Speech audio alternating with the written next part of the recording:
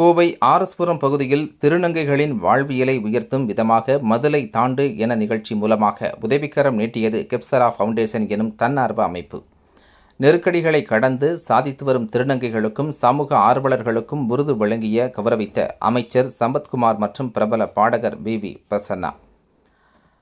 பொது சமூகத்தில் கடும் நெருக்கடிகளை சந்தித்து வரும் திருநங்கைகளின் வாழ்வாதாரத்தை மேம்படுத்தும் வகையில் திருநங்கைகளுக்கு நலத்திட்ட உதவிகளையும் சவால்களை தகர்த்து சாதித்து வரும் திருநங்கைகளுக்கு விருதுகள் வழங்கி கௌரவப்படுத்தும் நிகழ்வாக மதுளை தாண்டு எனும் நிகழ்ச்சி கெப்சரா ஃபவுண்டேஷன் சார்பாக நடைபெற்றது.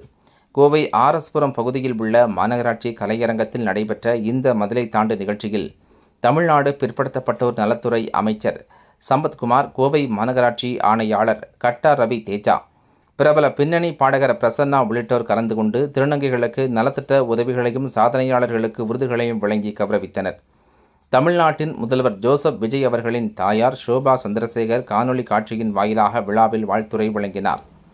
இந்த நிகழ்ச்சியில் அமைச்சர் சம்பத்குமார் பேசுகையில், சமூகத்தில் திருநங்கைகள் கடும் சவால்களை சந்தித்து வருகின்றனர் என்றும், சவால்களை சந்தித்து சமூகத்தில் தங்களுக்கான அங்கீகாரத்தை பெற முயற்சிக்கின்ற எனது சகோதரிகளான திருநங்கைகள் அனைவருமே சாதனையாளர்கள் என திருநங்கைகளை ஊக்கப்படுத்தினார்.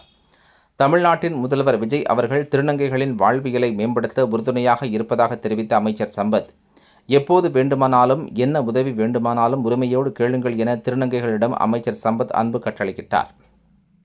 இந்த நிகழ்ச்சியில் கெப்சரா ஃபவுண்டேஷன் நிறுவனரும் இந்தியாவின் முதல் பெண் மாற்றுத்திறனாளி இசையமைப்பாளருமான மேரி ஜெனிட்டா, பாலமலை மற்றும் பெரியநாயக்கன் பாளையம் பகுதியில் உள்ள அரசு பள்ளி மாணவ மாணவியர்களுக்கு நோட்டு புத்தகங்கள், பேக்குகள், பரிசுகள் உள்ளிட்டவை வழங்கி உதவிக்கரம் நீட்டினார்.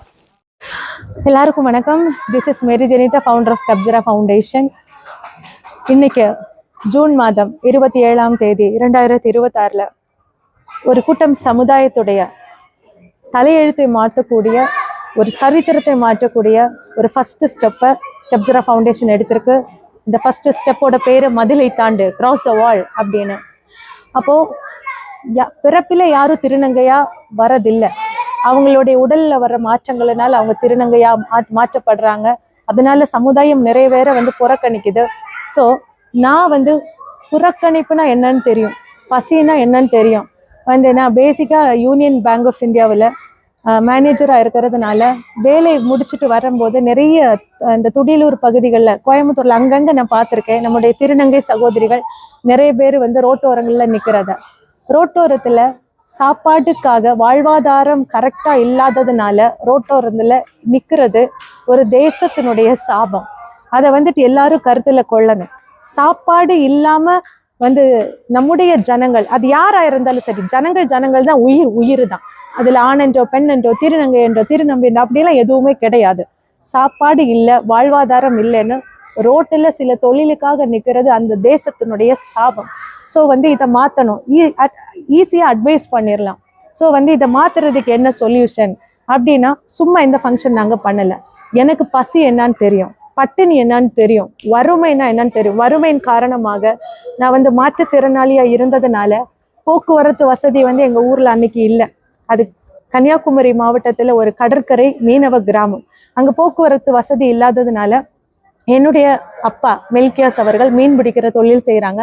அவங்க என்ன 7 வயசுல சென்ட் சார்லஸ் ஹோம் அப்படிங்கிற ஒரு ஆர்ஃபனேஜில் கொண்டு விட்டாங்க. நான் வளர்ந்ததெல்லாம் மென்டலி சேலஞ்ச்டு மக்கள் கூட தான். நாங்கள் கொஞ்சம் பேர் மட்டும்தான் ஃபிசிக்கலி சேலஞ்ச்டு. அங்கே சிஸ்டர்ஸ் என்ன 8th ஸ்டாண்டர்ட் வரைக்கும் படிக்க வச்சாங்க.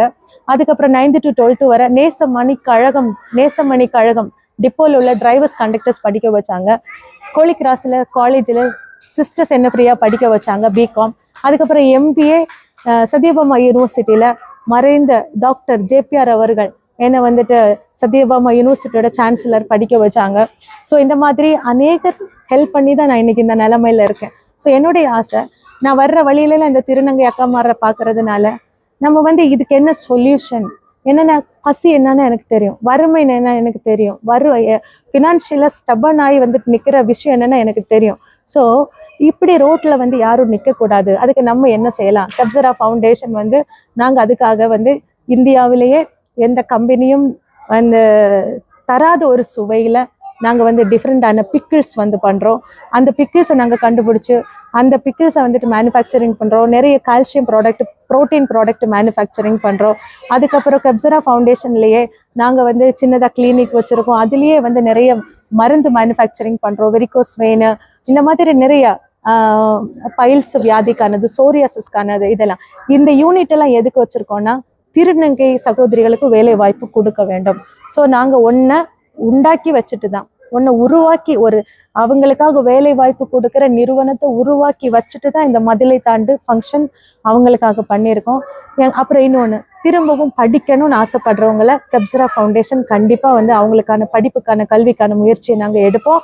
அதுக்கப்புறம் வந்து அடையாள அட்டை, இவங்க திருநங்கையா மாறுறதுக்கு முன்னாடி இவங்களோட ஐடென்டிட்டி வேறையா இருக்கும். திருநங்கையா மாறினது பிறகு வந்து இவங்களோட ஐடென்டிட்டி வேறையா இருக்கும். ஸோ இதுல அடையாள அட்டை சம்பந்தமாக கஷ்டப்படுறவங்களுக்கு, அதை எடுக்க மாத்துறதுக்கு கஷ்டமா இருக்குன்னு சொல்றவங்களுக்கு நாங்க கெப்சரா ஃபவுண்டேஷனோட டெக்னிக்கல் டீம் புதிய ஒரு சொல்யூஷனோட நாங்க அரசாங்கத்துல வந்துட்டு அணுகிறதுக்கு நாங்க முயற்சி எடுப்போம்.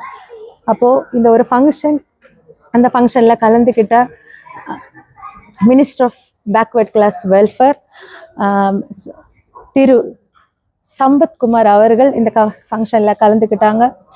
Music director singer VV Prasanna கலந்துக்கிட்டாங்க.